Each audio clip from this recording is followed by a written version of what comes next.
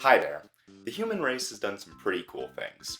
The wheel, walking on the moon, the internet, Virtual Boy, just to name a few. But in my opinion, nothing beats this. Super Mario Odyssey!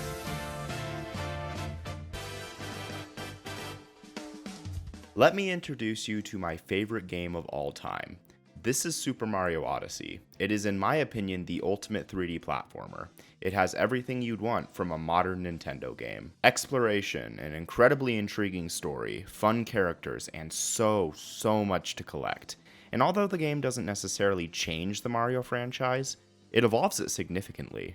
Now, before I get into why I love this game so much, we gotta talk about how the hell we got here. Let's go all the way back to 1996. The Nintendo 64 hit the scene with its killer app in tow, Super Mario 64. The first Nintendo game in full 3D, the game revolutionized the industry. 3D games had existed beforehand, as the Nintendo 64 was the last console to release during the 5th generation, with the PlayStation and Sega Saturn releasing before it, but Mario 64 defined what 3D video games could be. It wasn't the first 3D game, but it basically was. There is so much that can be said about Mario 64, but what I want to highlight is the openness of it. Mario 64 was an open world sandbox. Sure, it had missions to complete, but you absolutely didn't have to complete them. Every course in the game felt like it could be its own game. There was so much to discover, so much to collect. It was truly an open world experience. The game's follow-up, Super Mario Sunshine, was also considered open world, but this came to a halt with Super Mario Galaxy. Now that wasn't a bad thing, and Super Mario Galaxy is an amazing game, but it was much more linear than 3D Mario games had been. Flash forward to 2013 and Super Mario 3D World hit store shelves. This was by far the most linear 3D Mario game yet. It was so linear that every level ended with a flagpole. Once again, 3D World is a great game, but by this point it had been 11 years since the last truly open world Mario game, and people were getting antsy. In 2016, after 3D World's console, the Wii U, flopped, Nintendo revealed their next home console, the Nintendo Switch. In the console's trailer, they showed a sneak peek of The Legend of Zelda Breath of the Wild, a Mario Kart 8 port, and the game that shocked the most people,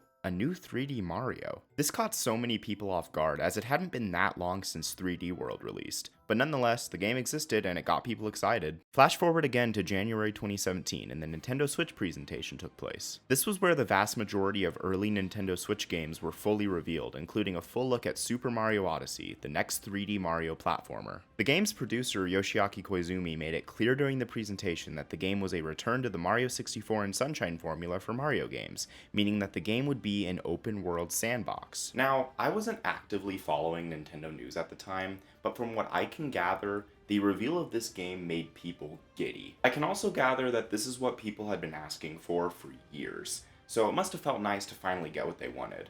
Although the real people walking around was a little weird, like, why are they so tall and lanky? The game got a few more trailers throughout 2017 before that fateful day came. We talk about the most important dates in human history, such as the first moon landing and the end of World War II, but a date we don't talk about nearly as much is October 27th, 2017, the day that Super Mario Odyssey released. So while the wait for the next 3D Mario game rages on, let's talk about Nintendo's first foray into the Super Mario Odyssey market with Super Mario Odyssey. The game opens with, get this, Nintendo, how many times is Bowser gonna do this before he gets tired of it? This cutscene used to confuse me because they completely skip over how Mario and Bowser even got into this situation, but after not being fucking stupid, I realized that Bowser has kidnapped and is planning to marry Princess Peach. He did what? No, somebody's gotta save her. Bowser uses his top hat to knock Mario's hat off, and then he hits Mario off of his airship. He then proceeds to step on Mario's hat, give a verbal fuck you to consent laws, and walk away as we see Mario's hat fly into one of the airship's propellers, shredding it to pieces. As the pieces fly into the wind, the main piece of the hat is grabbed by a ghost with a top hat on who chases after the falling Mario. Mario wakes to find himself in the Cap Kingdom, which is basically the game's tutorial, and right away we see why I love this game so much. The fact that Nintendo was able to make even the tutorial so interesting and unique is a testament to this game's incredible worlds and characters. The ghost, whose name is Cappy, very clever naming job Nintendo, is an inhabitant of the Cap Kingdom, and his sister, Tiara, was also kidnapped by Bowser to be used as Princess Peach's tiara during the wedding. Cappy uses some kind of mystical power to fuse with Mario's hat, giving it Cappy's powers. The biggest power that Mario gains is the ability to throw his hat at certain enemies and fucking violate their bodies. This is the main mechanic of the game and is required to get through certain sections of each kingdom that you go to. Speaking of which, after traveling to the top of a large tower in Cap Kingdom, you encounter the Brutals, a group of wedding planners, and I guess assassins? They've been hired by Bowser to defeat Mario and collect items from each kingdom to use in the wedding. These are the main bosses of this game and are in my opinion the game's biggest weak spot, but we'll get into that later. After defeating the Green Brutal, whose name is Topper, once again very clever naming job Nintendo,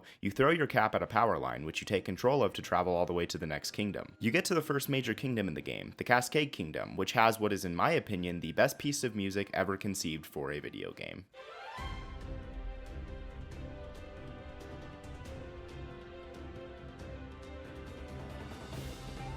Genuinely, this song brings me to tears every time I hear it. It's incredible. Your goal for the rest of the game is to collect enough power moons to power up your main form of travel in this game, the Odyssey. At the Cascade Kingdom, the Odyssey is completely inoperable, but as you collect more power moons, the Odyssey gets stronger and stronger. There are 14 kingdoms in the main story, but 17 overall. The gameplay loop is pretty straightforward, which makes it all the more impressive that they were able to make this world feel so free. You can do whatever you want in this game. You do not need to complete the main objectives to have fun. Just jumping around, taking in the beautiful scenery, which by the way, this is in my opinion the best looking Nintendo Switch game, which is impressive considering it's the Nintendo Switch, and just having fun doing what you want. The game also mixes in retro 2D segments based on the first Super Mario Bros. Game from the NES, which is awesome. After progressing through the 14 main kingdoms, you fight Bowser in a rehash of an earlier Bowser fight, which kinda sucks, but is made up for by an absolutely incredible final section of the game, where you take control of Bowser and have to escape as the world is crumbling around you. You then unlock the Mushroom Kingdom, which is almost the exact same as the one from Super Mario 64, which is awesome and a really fun kingdom to explore. Now, you'd think you'd be done with the game by this point.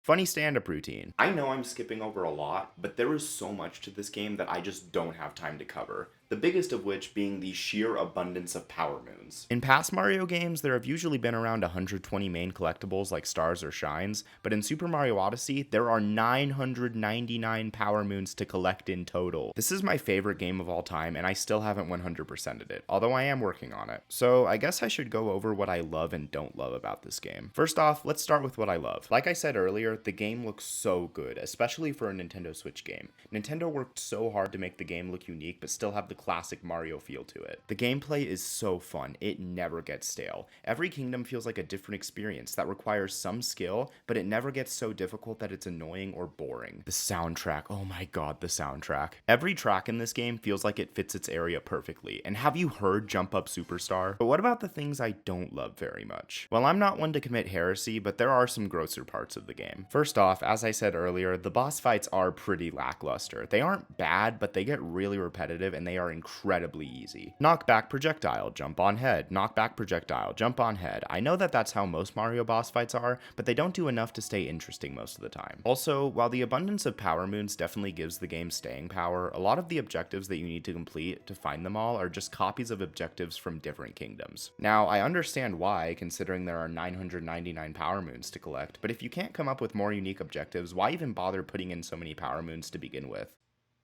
Yeah, that's all I can think of. I genuinely tried to find more stuff to add, but this game is just so good, it barely does anything wrong. Now, I didn't get to experience Mario Odyssey until 2023, as I didn't get my Nintendo Switch until Christmas of 2022.